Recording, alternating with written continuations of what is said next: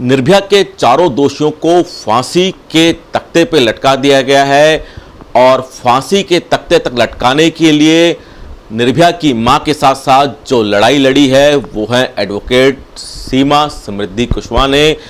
और सीमा जी हमारे साथ हैं। सीमा जी, आपने जो लड़ाई लड़ी, इतने सालों से आप लड़ाई लड़ रही थी, उसमें आपको कामयाबी मिली, क्या कहना चाहेंगी सबसे पहले तो ऐसे लोगों के लिए जो इस तरह का घिनौना अपराध करती हैं? देखिए, ऐसे लोगों को मुझे लगता है कि अगर वो इतना घिनौना अपराध करें तो आज जो हुआ वही वो डिजर्व करते हैं कि आज जिन्होंने इन सब दरिंदों ने 6 ने मिलकर के निर्भया के साथ 2012 में जो दरिंदगी की थी, इस हद तक कि उस लड़की को इन्होंने जानवर से भी ज़्यादा बदतर कंडीशन कर दी थी कि ऐसे लगता था कि ये जो क्राइम है कोई ह्यूमन बीइंग नहीं कर सकता।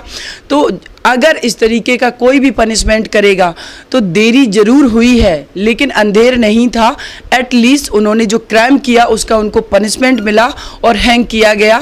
जी सीमा जी, 2012 में ये दरिंदगी हुई, निर्भया के सामने आया और उसके बाद आपने भी कई तरह के आंदोलन किए ताकि दोषियों को फांसी मिले। फिर उसके बाद आपने ये केस लड़ा एक वकील के नाते। कब से आप इस केस से जुड़ी और क्या आपको कभी लगा था कि आप इस दरिंदों को फांसी पहुंचाने में अहम भूमिका निभाएंगे? बिल्कुल, मुझे ये उसी दिन लग गया था जिस दिन ये क्राइम हुआ था। और रात में न्यूज़ से जब पता चला कि एक बेटी के साथ इतना हीनियस क्राइम हो गया है, तो मुझे लगा कि दिल्ली की राजधानी में मैं भी रहती, मैं आईएएस की तैयारी कर रही थी। सुबह पता चलता है बहुत सारी लड़कियां हैं, उनके पेरेंट्स उनको बुला ले रहे हैं कि बेटा क्या करोगी तुम दिल्ली में रह के, जब हमारी राजधानी ही देश की सुरक्षित नहीं है, तो आपकी सुरक्षा पहले है, ज़िंदगी रहेगी तो आईएएस भी बन जाओगी। जी, एक सवाल की, चूंकि आप एक महिला हैं और लगातार हर कोई कह रहा था कि इनको फांसी दी जाए, फांसी दी जाए, कभी आपको ऐसा लगा कि चूंकि अब जो इन्होंने किया उसके बाद 7 साल हो चुके हैं, इनकी फांसी को उम्र कैद में कन्वर्ट कर दिया जाए ताकि जो इनका परिवार है, क्योंकि हमने देखा अक्षय का एक छोटा सा बच्चा भी पटियाला हाउस कोर्ट पहुंचा था, तो कभी आपको लगा कि चलिए अब इनका परिवार है ताकि कम से कम वो डिस्टर्ब ना हो, उम्र कैद में उनको तब्दील अगर होता है तो होने दीजिए? देखिए, उनका परिवार मुझे लगता है उसी दिन से डिस्टर्ब था। मुझे लगता है शुरू से ही डिस्टर्ब होगा, क्योंकि इस तरीके की एक्टिविटी जो क्रिमिनल कर रहे हैं, उनका पहले भी एक केस चल रहा है जिसमें उन्होंने लूट वगैरह की थी, छेड़खानी के भी मैटर चल रहे हैं। तो आप समझिए कि वो परिवार तो ऑलरेडी डिस्टर्ब थे। उसके बाद जब इन्होंने ये हीनियस क्राइम किया तब भी वो परिवार डिस्टर्ब ही रह रहे थे। उन परिवारों को दरिंदों का परिवार कहा जाता था, और वो इसलिए कहा जाता था क्योंकि उन्होंने हीनियस क्राइम किए। इन केस अगर उनको कम्यूट कर भी दिया जाता लाइफ इम्प्रिजनमेंट में, तो मुझे लगता है कि देश के लोगों में जो गुस्सा था वो एग्रेशन इनके परिवार पे भी उतार सकते थे, लेकिन ऐसा नहीं हुआ।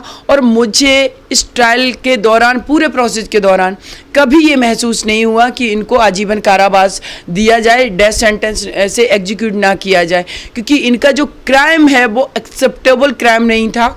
जब भी इनको कोर्ट में पेश किया गया, मैं देखती थी कि उस बच्ची का क्या कसूर था जिसको इन्होंने इतनी दरिंदगी से मारा। ना तुम्हारी पहले से कोई दुश्मनी, कुछ भी ऐसा नहीं, और लेकिन तुम एक पैट्रियोटिक माइंड सेट को लेकर के बैठे हो कि बेटियों को रात में 8:30 बजे निकलने का अधिकार नहीं है, तो उसको आपने रेप नहीं किया, सिर्फ मर्डर नहीं किया, उसकी पूरी बॉडी को डिस्ट्रॉय कर दिया। तो इसलिए मुझे कभी नहीं लगा था वो निर्भया का दर्द। देखिए, जब भी हम फीमेल भी हैं, कहीं निकलते हैं, कोई अगर टच करके भी निकल जाता है तो अंदर इतना एग्रेशन आता है कि क्या ना कर दें। Thank you. तो ये हमारे साथ थी एडवोकेट सीमा समृद्धि कुशवाहा, जिन्होंने निर्भया के दोषियों को फांसी के तख्ते तक पहुंचाने के लिए दिन रात मेहनत की, और जब जब कोर्ट में केस चला ये हमेशा खड़ी रही निर्भया की मां के साथ, निर्भया के पिता के साथ, ताकि निर्भया को इंसाफ मिल सके। कैमरामैन मनोज के साथ विनय सिंह, टोटल न्यूज़, दिल्ली।